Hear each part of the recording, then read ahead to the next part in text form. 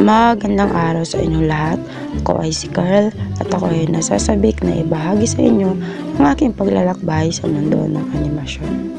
Sa aking paglalakbay, natutunan ko ang mga bagong kasanayan at teknolohiya na nagbibigay daan sa akin upang lumikha ng mga animated na video na nagbibigay inspirasyon at kasiyahan sa mga manonood. Maraming salamat sa iyong pagtanggap at suporta.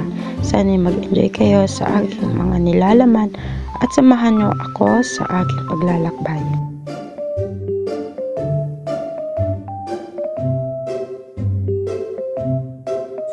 Kamusmusan.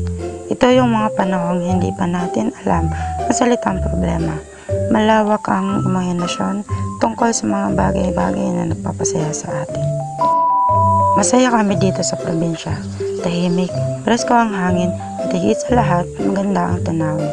Malaya pa kami maglaro kahit saan man namin gustuhin.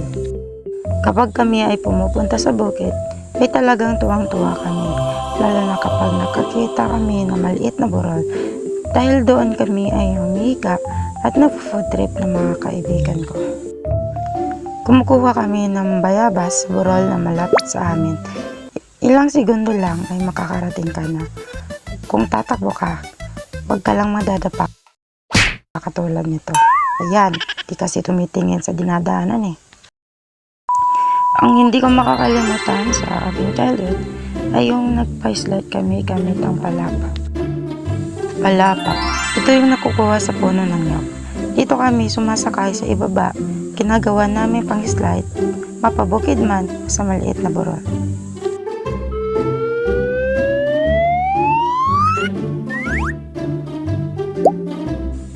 Kailangan pa rin talaga mag-ingat para safe. Pagkatapos namin maglaro ay nagpo-food trip kami ng mga kaibigan ko. Ang masama doon, kung sino pa yung walang ambag, siya pa yung matakaw.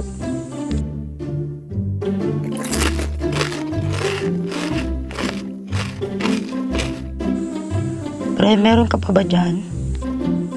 Wala na, inubos mo na eh. Walang hiya ka, wala kang ambag.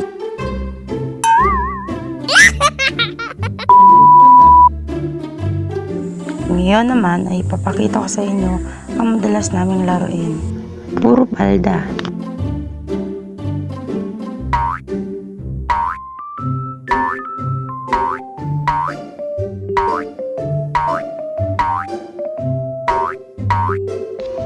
Tumbang lata.